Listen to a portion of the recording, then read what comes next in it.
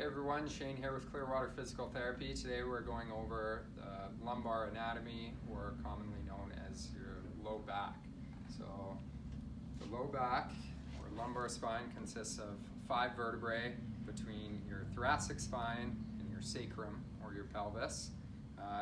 Each vertebrae is thicker than the rest of the spine, so this helps with some decompressing the load that has to be transferred from our upper body to our lower body.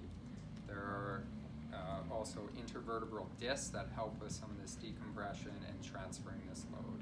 There are also facet joints between each vertebrae, and they provide or allow movements such as flexion, extension, side flexion, and rotation. Most of the motion in the lumbar spine comes between vertebrae L3 and L5, so they provide flexion, extension, side flexion, and some of the rotation.